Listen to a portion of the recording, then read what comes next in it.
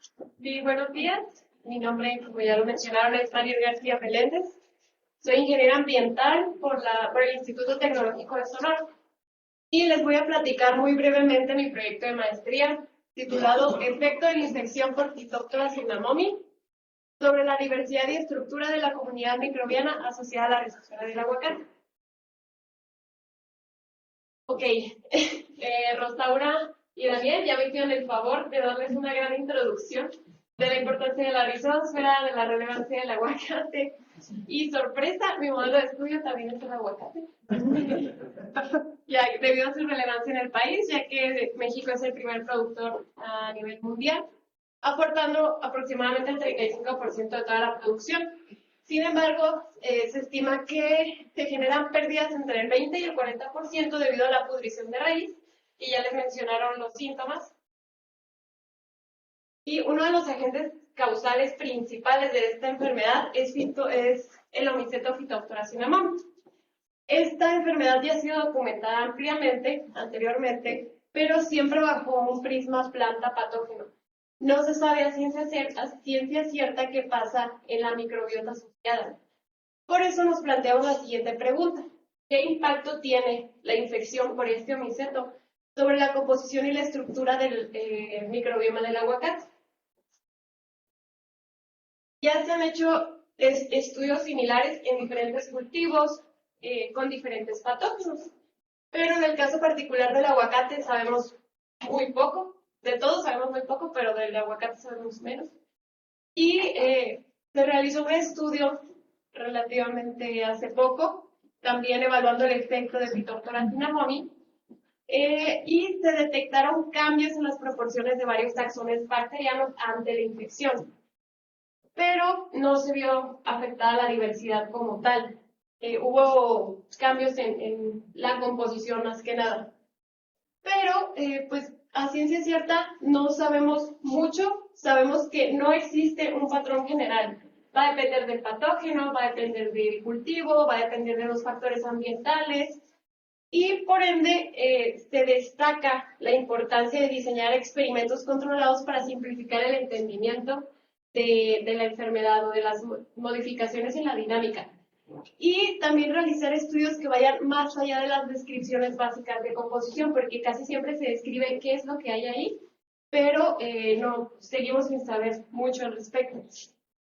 Todo esto puede generar información clave para el desarrollo de las herramientas de diagnóstico de la pudrición de raíz por Phytophthora cinnamomii específicamente, para realizar diagnósticos tempranos de esta enfermedad, ya que se detecta, ya que pues no hay mucho que hacer para manejarla. Y también puede fungir como un parteaguas para el desarrollo de consorcios de biocontrol, y más a largo plazo, un poco más futurista, el diseño de suelos supresivos contra Phytophthora. Nos planteamos el siguiente objetivo, que es investigar los efectos originados en la estructura y la diversidad de la comunidad microbiana asociada a la rizosfera de plantas de aguacate durante 25 días después de la inoculación controlada de zoosporas de este omiceto, bajo condiciones controladas en invernadero, que esto es lo innovador o lo importante relevante de este estudio. Y por ende, es necesario explicarles de dónde provienen los resultados y las muestras que analizamos aquí. Y provienen de un experimento en invernadero que se llevó a cabo en Enes Morelia y consistió de 2 tratamientos.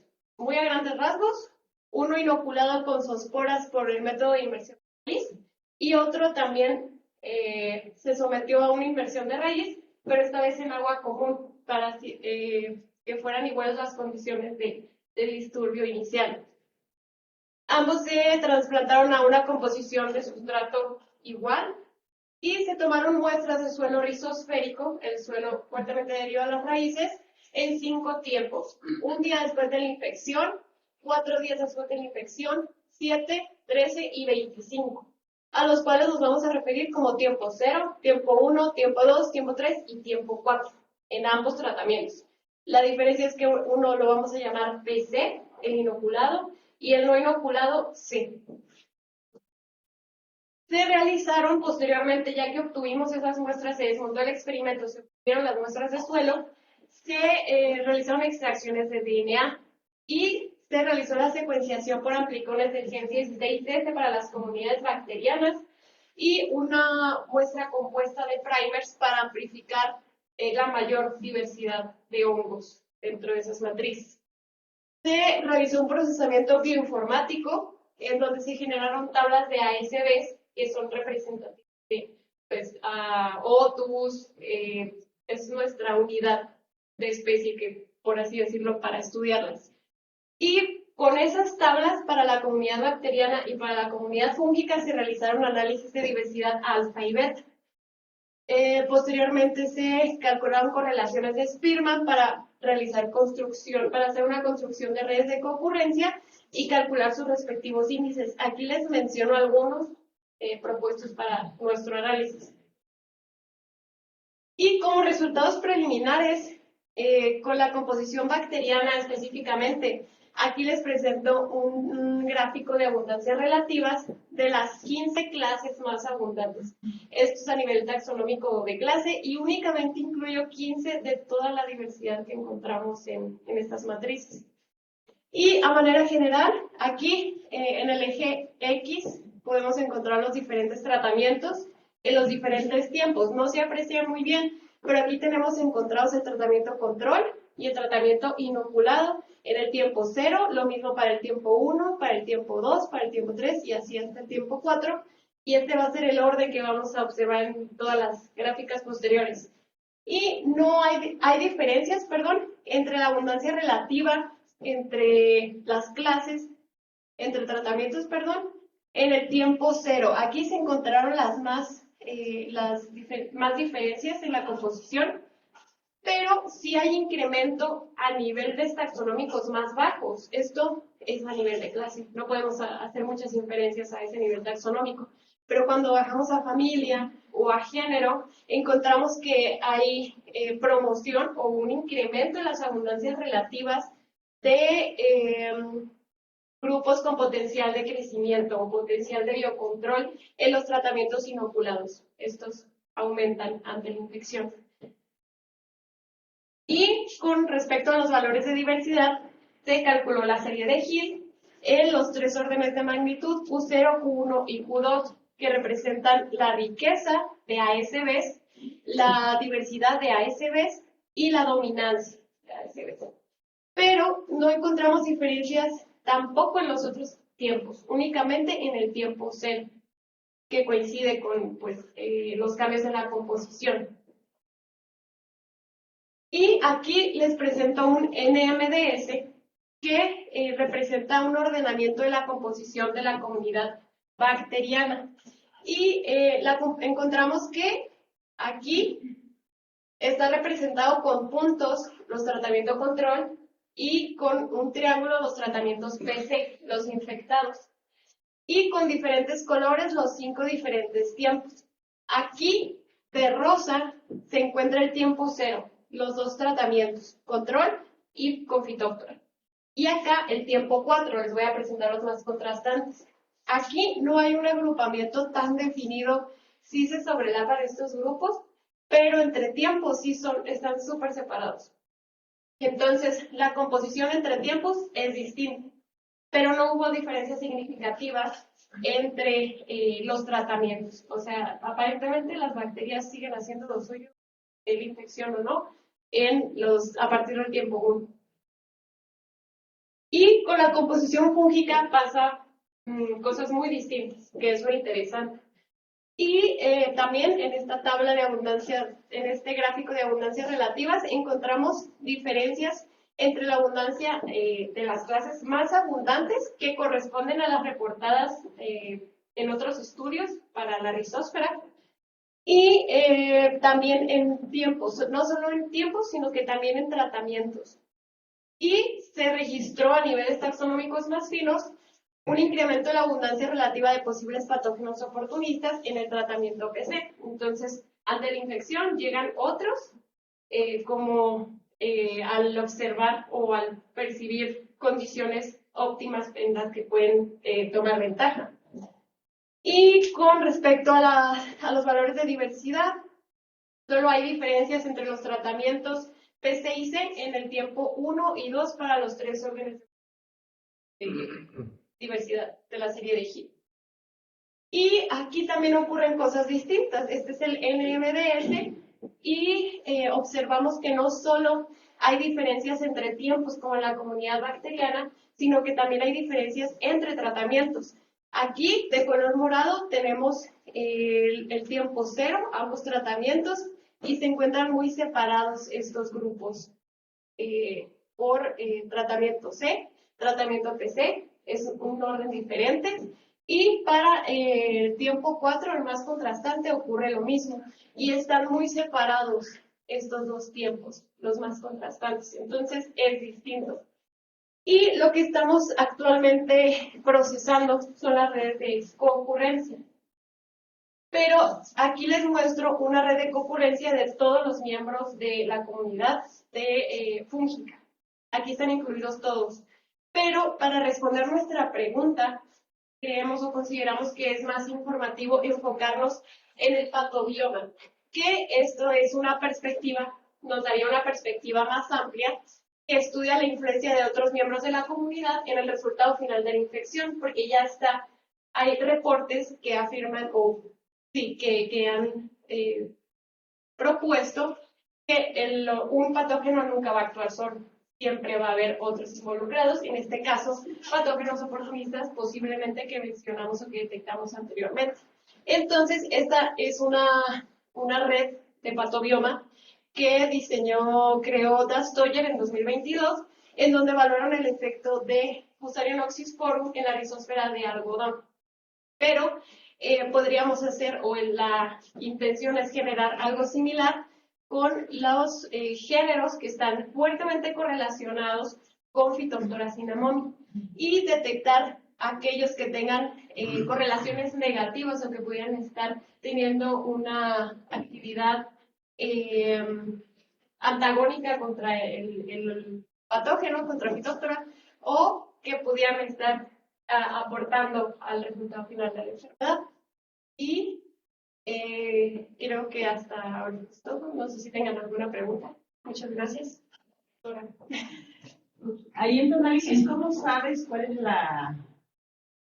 los que están aportando una acción antagónica contra? No podemos inferir como tal con redes de concurrencia.